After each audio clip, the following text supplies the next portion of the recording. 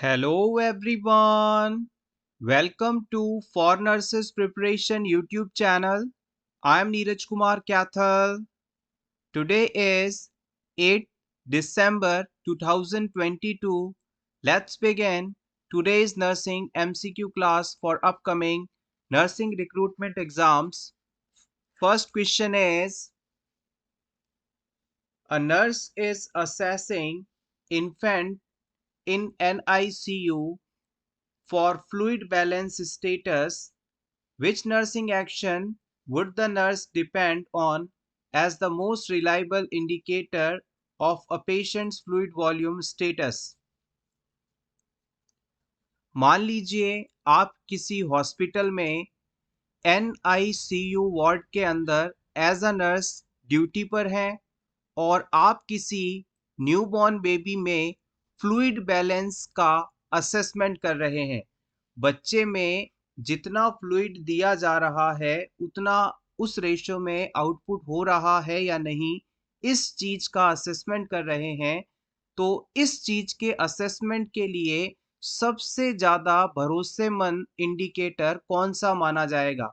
Simply कहें तो newborn babies में यदि आपको फ्लूइड बैलेंस पता करना हो तो उसके लिए सबसे सही इंटरवेंशन या टेक्निक कौन सी इस्तेमाल की जा सकती है? आपके ऑप्शंस हैं रिकॉर्डिंग इनटेक एंड आउटपुट। आप बच्चे में इनटेक और आउटपुट चार्ट मेंटेन करके इस चीज को पता कर सकते हैं। Option 2 testing skin turgor. आप बच्चे की स्किन टर्गर को चेक करके इसे पता कर सकते हैं। स्किन टर्गर का सिंपल मीनिंग है बच्चे की स्किन को पिंच करके कुछ समय होल्ड करना और फिर उसे अचानक से छोड़ना। स्किन को छोड़ने पर ये अपनी नॉर्मल पोजीशन में आने में कितना समय लगती है, इसे स्किन टर्गर टेस्ट कहते हैं। ऑप्शन 3 कहता है reviewing the complete blood count. आप इस बच्चे में सीबीसी करवाकर इस चीज का असेसमेंट कर सकते हैं। ऑप्शन 4 कहता है मेजरिंग वेट डेली। इस बच्चे में आप डेली वेट का मेजरमेंट करके इस चीज का असेसमेंट कर सकते हैं।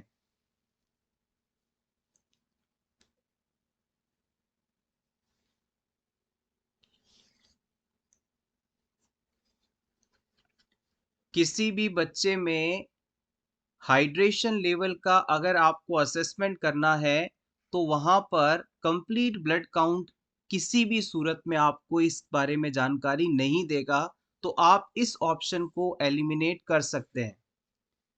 इसके अलावा ऑप्शन 1, 2 और 4 इनमें से सही जवाब आपको चुनना है। जो बेस्ट हो ऑप्शन वो सेलेक्ट करें। तीनों का ही इस्तेमाल आप फ्लूइड वॉल्यूम का असेसमेंट करने के लिए कर सकते हैं, लेकिन जो बेस्ट हो बच्चे के लिए वो सेलेक्ट करिएगा। ऑप्शन 1 की यदि बात करें तो रिकॉर्डिंग इनटेक एंड आउटपुट। बच्चे को आपने कितना फ्लूइड दिया और बच्चे ने कितना यूरिन पास किया, इस चीज का इनटेक आउटपुट रिकॉर्ड मेंटेन करके असेसमेंट तो किया जा सकता है, लेकिन ये मोस्ट एक्यूरेट नहीं माना जाता।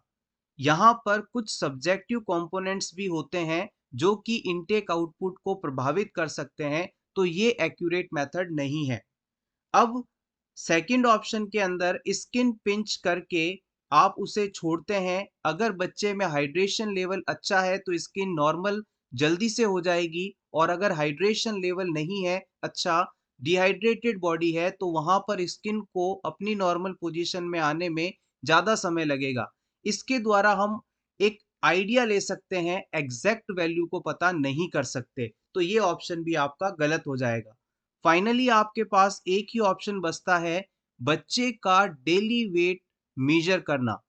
बच्चे का हर दिन आप वेट मेजर करेंगे और ये देखेंगे कि बच्चे का वजन बढ़ रहा है या उतना ही है या घट रहा है। इस चीज के असेसमेंट के द्वारा हम बच्चे को दिए जा रहे फ्लूइड और बच्चे के द्वारा एक्सक्रीट आउट किए गए फ्लूइड के बैलेंस को असेस कर सकते हैं, और ये सबसे ज्यादा रिलायबल यानी सबसे भरोसेमंद इंडिकेटर भी माना जाएगा। ये बहुत ही बेसिक और इम्पोर्टेंट क्वेश्चन है, इसे आप जरूर नोट कर लें या इसका स्क्रीनशॉट ले लें आपके रिवीजन के लिए। अगर आप नॉर्सेट एग्जाम की प्रिपरेशन कर रहे हैं तो ये आपके लिए बहुत ज़्यादा इम्पॉर्टेंट रहेगा। इसके अलावा कुछ बेसिक्स चीज़ों के बारे में और जान लेते हैं।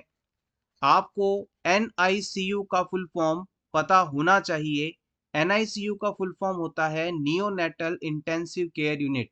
ICU के बारे में आप जानते हैं, इंटेंसिव केयर यूनिट, इसके आगे N लग गया, N का मतलब होता है neonatal intensive care unit. Note करिएगा, नियोनेटल इंटेंसिव केयर यूनिट। ये NICU जो वर्ड है, इसका एग्जैक्टली पर्पस क्या है इसे भी जान लेते हैं। किसी भी हॉस्पिटल के अंदर एक नर्सरी होती है जिसके अंदर न्यूबॉर्न बेबीज को या प्रीटर्म बेबीज को रखा जाता है जो कि बीमार होते हैं, जिन्हें एडिशनल सपोर्ट की जरूरत होती है। इस NICU डिपार्टमेंट के अंदर स्पेशली बच्चों की केयर करने के लिए ट्रेन्ड स्टाफ होता है, स्पेशल इक्विपमेंट्स होते हैं, जहां उन्हें 24 घंटे सपोर्ट दिया जाता है और बेहतर केयर मिल सकती है। तो NICU क्या है? नियोनेटल इंटेंसिव केयर यूनिट है, जहां पर प्रीटर्म बच्चे या न्यूबॉर्न बेबीज जो कि बीमार हैं उन्हें रखा जाता है और इस जगह पर उन्हें ट्रेन्ड हेल्थ स्टाफ के द्वारा और बेस्ट इक्विपमेंट्स के द्वारा केयर दी जाती है। Next question is clinical manifestation of increased ICP include. अगर किसी व्यक्ति में इंट्राक्रेनियल प्रेशर नॉर्मल से ज़्यादा हो जाए तो उसमें कौन से साइन एंड सिम्टम्स देखने को मिल सकते हैं? Vomiting, headache, blurring of vision, all the above.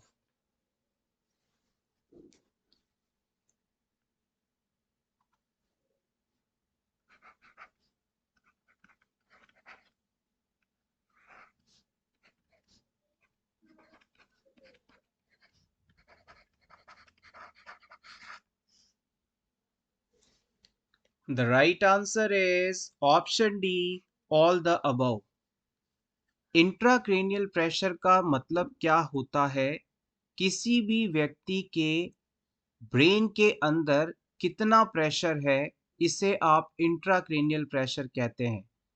हमारे ब्रेन में सेरिब्रोस्पाइनल फ्लूइड के द्वारा ब्रेन पर कितना दबाव डाला जा रहा है, इसे हम इंट्राक्रेनियल प्रेशर के नाम से जानते हैं।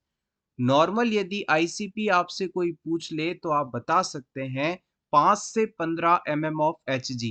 अगर इस रेंज में प्रेशर है तो ये नॉर्मल है। अगर इससे ज़्यादा प्रेशर बढ़ता है तो इसका मतलब है या तो CSF का प्रोडक्शन ज़्यादा हो रहा है या फिर जितना CSF प्रोड्यूस हो रहा है वो ब्रेन से वापस बाहर नहीं जा पा रहा है, यानी रीअब्सॉर्ब नहीं हो पा रहा है, या फिर ब्रेन के अंदर किसी प्रकार की स्ट्रक्चरल एबनॉर्मेलिटी है जिसके कारण ब्रेन के अंदर लगातार दबाव बढ़ रहा है, जैसे कि मान लीजिए ब्रेन का ट्यूमर आदि हो सकता है।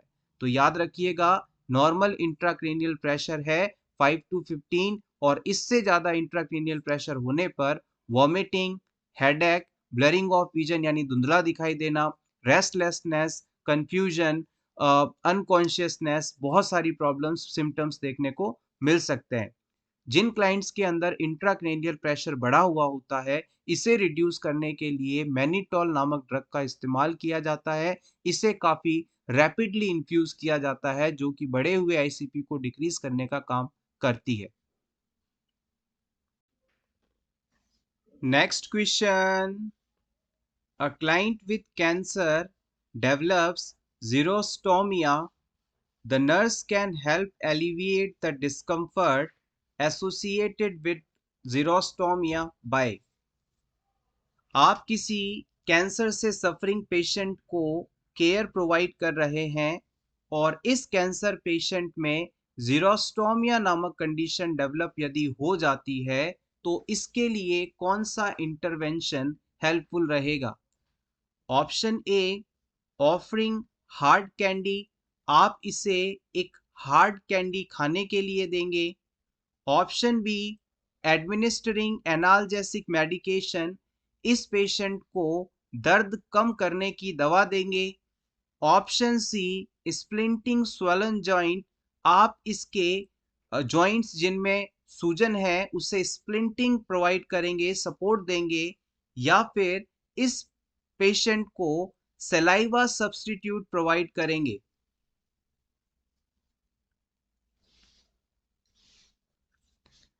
प्रीवियस एग्जाम में इस क्वेश्चन को पूछा गया है। अगर आप यहाँ पर जीरोस्टोमिया टर्म का मतलब जानते हैं तो इस क्वेश्चन का आंसर आप बड़े ही आराम से दे सकते हैं। Basic but important.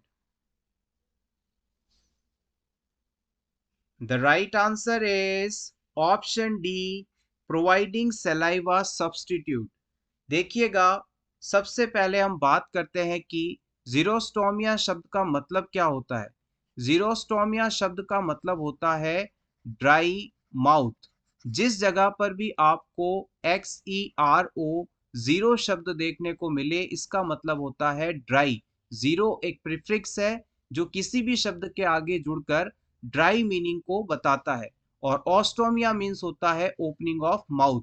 तो कैंसर पेशेंट को ड्राई माउथ जैसी कंडीशन हो रही है और इस सिचुएशन में इस क्लाइंट को जो डिस्कम्फर्ट हो रहा है उसे हटाने के लिए हम उसे ऐसा कोई सब्सटेंस देंगे जो कि उसके माउथ में सलाइवा नहीं बन पा रहा है, उसकी जगह सलाइवा जैसे एक्ट करे। यानी कि सलाइवा के सब्स्टिट्यूट को देकर हम क्लाइंट के ओरल म्यूकोसा जो कि ड्राई हो चुकी है उसे वेट करवा देंगे और वेट म्यूकोसा होने पर उससे जो डिस्कम्फर्ट हो रहा है वो ट्रीट हो जाएगा। तो जीरोस्टोमिया का मतलब है ड्राई माउथ और इस कंडीशन को हटाने के लिए हम सलाइवा वाले सब्सटेंस दे सकते हैं, लार बनाने वाले सब्सटेंस दे सकते हैं ताकि उसकी ओरल म्यूकोसा गीली हो जाए, वेट हो जाए, ड्राइनेस वहां से हट जाए। इसके अलावा यदि उसे ड्राई माउथ हो रहा है और आपने उसे हार्ड कैंडी खाने के लिए दी तो ड्राई म्यूकोसा पर हार्ड कैंडी जाकर डैमेज कर देगी और उसके माउथ में इंजरी हो सकती है। तो कभी भी आपको हार्ड कैंडी नहीं देनी है। एनाल्जिक मेडिकेशन का यहाँ कोई मतलब नहीं है और जॉइंट से रिलेटेड ये टर्म नहीं है, तो ये ऑप्शन भी आपका गलत माना जाएगा। Option D is correct here. Next question. इस क्वेश्चन को आप वेरी मोस्ट इंपॉर्टेंट लगा सकते हैं, अपकमिंग सभी नर्सिंग रिक्रूटमेंट एग्जाम्स के लिए important. Cleaning of the thermometer needs to be done in direction after taking temperature. आप किसी भी थर्मामीटर जिससे कि आप टेम्परेचर नोट करते हैं उससे टेम्परेचर लेने के बाद उसे किस डायरेक्शन में क्लीन करेंगे। जैसे कि मान लीजिए आपके स्क्रीन पर ये थर्मामीटर का डायग्राम मैंने ड्रॉ कर दिया है। ये इसका फ्रंट बल्ब वाला पार्ट है जो कि क्लाइंट के माउथ एक्जिला एरिया में टच में आता है, कांटेक्ट में आता है। और ये पीछे इसका स्टेम पार्ट है जहां पर नंबरिंग लिखी होती है और इसके अंदर मरकरी अप डाउन होता है जिससे हमें टेम्परेचर रीड होता है। अब आपको बताना है इस टेम्परेचर टेकिंग इक्विपमेंट को टेम्परेचर लेने के बाद किस डायरेक्शन में क्लीन किया जाना सही माना जाएगा। ऑप्शन ए कहता है पहले बल्ब को क्लीन करेंगे फिर स्टेम को, यानी कि इस डायरेक्शन में। ऑप्शन बी कहता है पहले स्टेम को क्लीन करेंगे और फिर बल्ब को, यानी कि इस डायरेक्शन में। इनमें से कौन सी डायरेक्शन सही रहेगी ये आपको बताना है।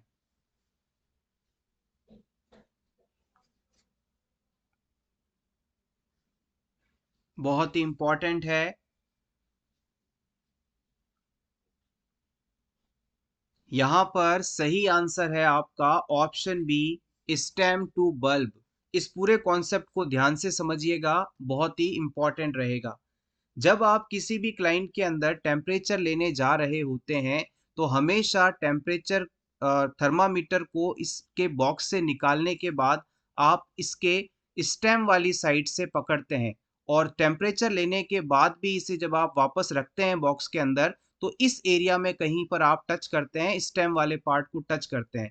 तो हमेशा जब भी आप टेम्परेचर लेने जा रहे होते हैं तो उस समय ये स्टेम वाला हिस्सा ज़्यादा कंटेमिनेटेड माना जाता है as compare to the bulb वाला हिस्सा। तो हमेशा टेम्परेचर लेने से पहले आप बल्ब एरिया से स्वैब लेकर इसे स्टेम एरिया की तरफ क्लीन करेंगे। आप स्वैब लेकर बल्ब एरिया से शुरू करते हुए स्टेम एरिया की तरफ क्लीन करेंगे। ये कब होगा? Before taking temperature. इसे याद कर लीजिएगा या इसका स्क्रीनशॉट ले लीजिएगा। और जब आप टेम्परेचर लेने जाएंगे क्लाइंट के माउथ में या एक्जिला वाले एरिया के अंदर इस थर्मामीटर को रखेंगे तो माउथ के या स्किन के संपर्क में ये हिस्सा आएगा, तो अब ये वाला हिस्सा मोर कंटेमिनेटेड हो गया as compare to this area. तो अब आपकी जो क्लीनिंग की डायरेक्शन होगी वो हमेशा स्टेम वाले पार्ट से शुरू होते हुए बल्ब वाले पार्ट की तरफ होगी। तो यहाँ पर आप लिख सकते हैं आफ्टर टेकिंग टेम्परेचर। टेम्परेचर लेने से पहले बल्ब टू स्टेम और टेम्परेचर लेने के बाद स्टेम टू बल्ब। इस तरह से आप इस कॉन्सेप्ट को याद रखें। इसके पीछे एक मेन कॉन्सेप्ट है, वो ये कहता है कि हमेशा आपको लेस कंटेमिनेटेड एरिया से मोर कंटेमिनेटेड एरिया की तरफ क्लीन करना है। यहाँ पर चाहें तो आप नोट डालकर इस चीज को नोट कर सकते हैं। Clean always from less contaminated area to more contaminated area। मतलब जो जगह कम गंदी है उसे पहले साफ करेंगे, जो ज्यादा गंदी है उसे बाद में।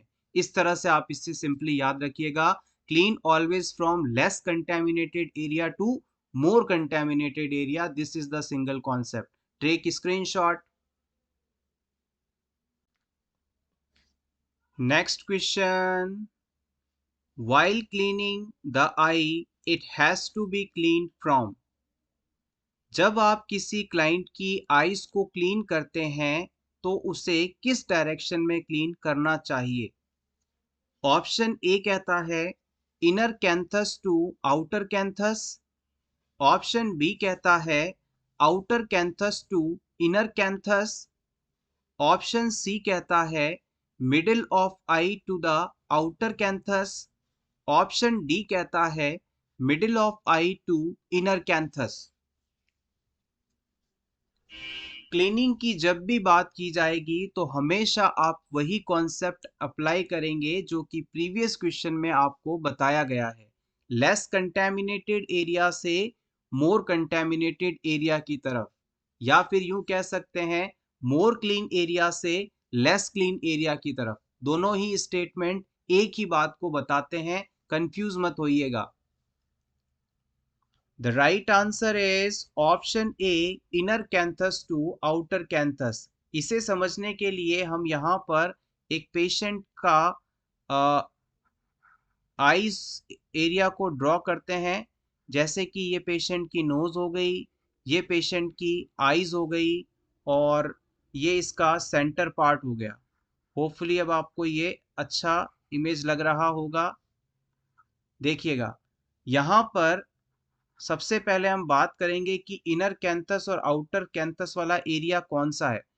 आंखों का जो ये वाला हिस्सा आप देख रहे हैं, this is the inner canthus वाला एरिया, और आंखों का जो ये बाहर वाला हिस्सा है it is called outer canthus area.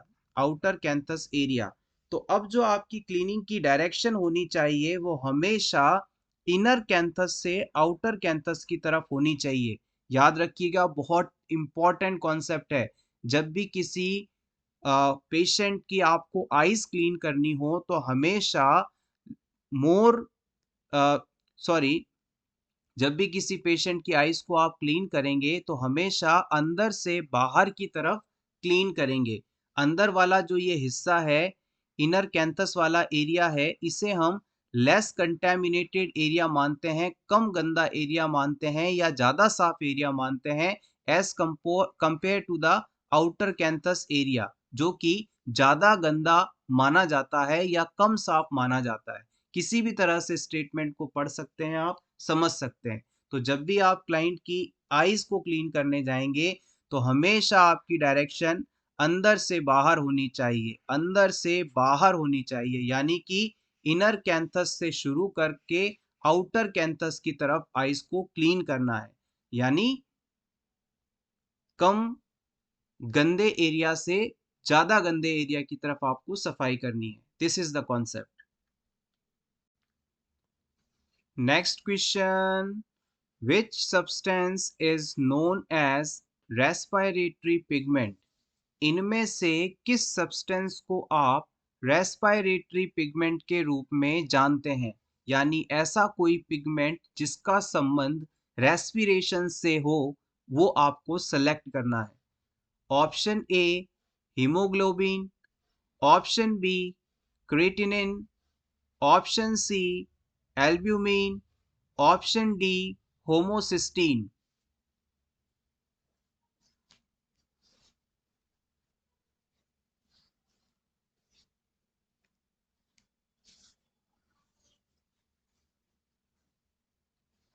The right answer is option 1 haemoglobin. Haemoglobin को हम रेस्पिरेटरी पिगमेंट के रूप में जानते हैं, जैसे कि ये हमारी आरबीसी है, रेड ब्लड कार्पसल्स हैं। इन आरबीसीज के ऊपर हीमोग्लोबिन पाए जाते हैं। ये हीमोग्लोबिन जो मॉलिक्यूल्स हैं वो ऑक्सीजन से जुड़कर उन्हें एक स्थान से दूसरी स्थान पर पहुंचाते हैं। जैसे कि मान लीजिए, इसे समझने के हिसाब से यहाँ पर मान लीजिए ये हीमोग्लोबिन का एक मॉलिक्यूल है, हीमोग्लोबिन है। इस हीमोग्लोबिन के द्वारा एक बार में 4 ऑक्सीजन एटम्स को जोड़कर एक जगह से दूसरी जगह पर पहुंचाने का काम किया जाता है, इसलिए हम इसे रेस्पिरेटरी पिगमेंट के रूप में जानते हैं। हीमोग्लोबिन के द्वारा ऑक्सीजन को शरीर में एक जगह से दूसरी जगह यानी लंग्स से टिश्यू तक पहुंचाने का काम किया जाता है, इस वजह से इसे हम रेस्पिरेटरी पिगमेंट कहते हैं। और यदि पूछ लिया जाए कि ये हीमोग्लोबिन कहाँ पाया जाता है, तो आप बता सकते हैं ये आरबीसी के ऊपर पाया जाता है। इस एक हीमोग्लोबिन के द्वारा एक बार में 4 ऑक्सीजन एटम्स को ट्रांसपोर्ट किया जा सकता है। इस हीमोग्लोबिन के कारण ही आरबीसी का रेड कलर होता है। ये सभी पॉइंट्स बेसिक हैं, आपको आने चाहिए, याद रखिएगा। Next question, important for upcoming state nursing recruitment exams. Stiffness occurs in the body after death is known as। Death होने के बाद डेड बॉडी में स्टिफनेस का आना, अकड़न का आना, टाइट हो जाना किस टर्म द्वारा डिनोट किया जाता है? आप इस बात को अच्छी तरह से जानते हैं कि पर्सन के डेथ होने के बाद 3 से 4 घंटे बाद उसकी बॉडी स्टिफ हो जाती है, अकड़ जाती है, टाइट हो जाती है। इस टाइटनेस को आप किस टर्म द्वारा बताते हैं? Algor mortis, livor mortis, rigor mortis, none of the above. Previous exam में इन सभी टर्म्स को पूछा गया है।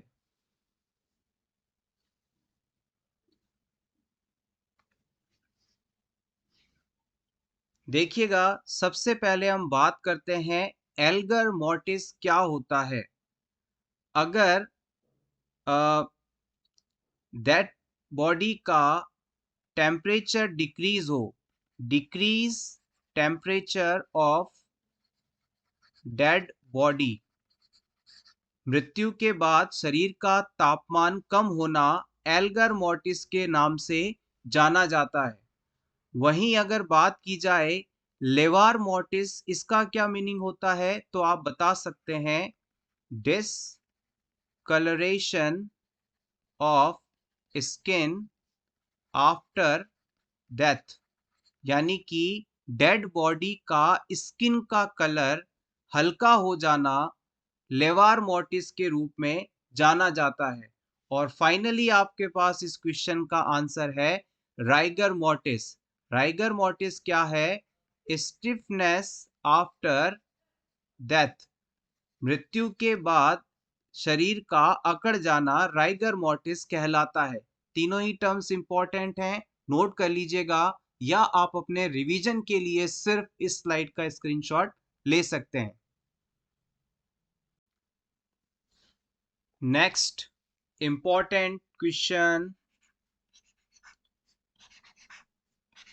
5 star for this question because very most important. Length of insertion of nasogastric tube is measured from, जब किसी पेशेंट में नेजोगैस्ट्रिक ट्यूब इंसर्ट करनी होती है तो कितनी ट्यूब इंसर्ट करनी है, इस चीज का मेजरमेंट किस बिहाफ पर किया जाता है। Option A, tip of nose to ear lobe, then to xiphoid process. आप नोज टिप से शुरू करते हुए ईयर लोब तक ट्यूब को ले जाएंगे और फिर जिफॉइड प्रोसेस तक लेकर नापेंगे। Option B, from tip of nose to xiphoid process, tip of nose से जिफॉइड प्रोसेस तक। Option C, tip of nose to stomach, nose tip से स्टमक तक। ऑप्शन डी, इनमें से कोई नहीं। प्रीवियस एग्जाम में काफी बार इस क्वेश्चन को पूछा गया है, रिपीटेड क्वेश्चन है ये।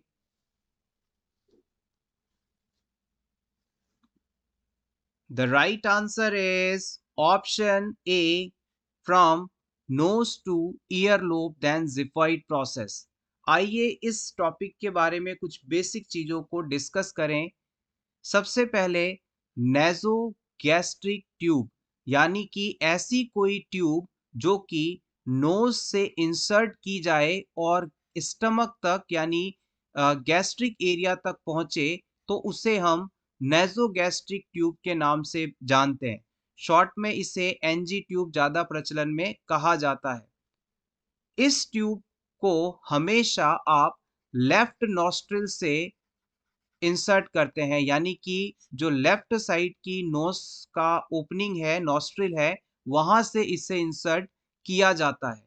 और इस ट्यूब को जब भी आप इंसर्ट करने जाएं तो हमेशा क्लाइंट को हाई फॉबलर्स पोजीशन दी जाती है, यानी कि उसे बिल्कुल सीधा 90 डिग्री के एंगल से बिठाकर ही इसे इंसर्ट करना चाहिए। इस ट्यूब को लगाने का पर्पस क्या है? ऐसा कोई भी पर्सन जो कि खुद से खाना नहीं खा सकता या फुली कॉन्शियस नहीं है, तो उसे फीडिंग देने के लिए या मेडिकेशन स्टमक तक पहुंचाने के लिए इस ट्यूब का इस्तेमाल किया जाता है। इस ट्यूब को इंसर्ट करते समय इरिटेशन ना हो, फ्रिक्शन ना हो, इसके लिए वाटर सॉल्यूबल लुब्रिकेंट का इस्तेमाल किया जाता है। इस ट्यूब के इंसर्शन के समय कितनी ट्यूब इंसर्ट करनी है, इसे अगर आप मेजर करना चाहते हैं तो उसके लिए नोज टिप से ईयर लोब और फिर जिपॉइड प्रोसेस तक की डिस्टेंस मापी जाती है। इसे हम एक डायग्राम के थ्रू समझते हैं, इससे आपको ज़्यादा ये चीज़ याद रहेगी। जैसे कि मान लीजिए ये आपका कोई क्लाइंट है और इसमें आपको नेजोगैस्ट्रिक ट्यूब लगानी है, तो कितनी ट्यूब लगानी है इसे मापने के लिए आप क्या करेंगे, नेजोगैस्ट्रिक ट्यूब के एक हिस्से को इसकी नोज के टिप पर रखेंगे, जहां से इसकी नोज शुरू होती है उस एरिया पर रखेंगे। उसके बाद इस ट्यूब को आप यहाँ से इसके कान के एरिया तक लेकर आएंगे, यानी ईयर लोब तक लेकर आएंगे और फिर ईयर लोब से इसके चेस्ट एरिया के बीचों बीच जो स्टर्नम बोन है, इसका जो तीखा नुकीला वाला ये हिस्सा है जहां पर आप हाथ रखकर सीपीआर भी करते हैं, उस एरिया तक इसे मापेंगे। ये साइड में इसकी रिब्स हैं। अब आपने क्या किया, नेजोगैस्ट्रिक ट्यूब को क्लाइंट की नोज एरिया पर रखा, यहां से ईयर लोब तक लेकर आए और फिर यहां से इसके जिपॉइड प्रोसेस तक इसे लेकर नापा। अब इस ट्यूब की ये जो लेंथ यहाँ पर आपको मिली है, इस एरिया पर जो मार्किंग है उसे याद कर लें और जब आप इस ट्यूब को इंसर्ट करेंगे तो नोज से होते हुए स्टमक तक इतनी ट्यूब ही आप इंसर्ट करें ताकि उसमें किसी भी प्रकार की एक्स्ट्रा ट्यूब ना जाए। जैसे कि ये क्लाइंट का ओरल रूट है और यहाँ से अब आपने ये जो ट्यूब मापी थी इसे इंसर्ट करेंगे, नॉस्ट्रिल से होता हुआ नीचे ईसोफेगस और स्टमक के अंदर ये ट्यूब पहुंच जाएगी। इस तरह से आपको इसे माप कर क्लाइंट में इंसर्ट करना रहता है। सो एवरीवन, ये था हमारा आज का वीडियो। होपफुली आपको आज के ये सभी क्वेश्चंस अच्छे लगे होंगे। अगर क्लास अच्छी लगी हो तो प्लीज इसे लाइक कर दीजिएगा और इसी तरह के रेगुलर वीडियोस देखने के लिए for nurses preparation YouTube channel को जरूर सब्सक्राइब करें। Best of luck.